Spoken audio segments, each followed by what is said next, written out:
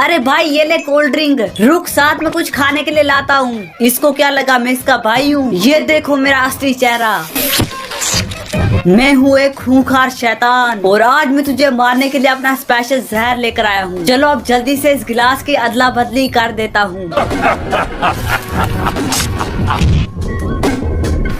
ये देखो भाई मैं कैंडी लेकर आया हूँ।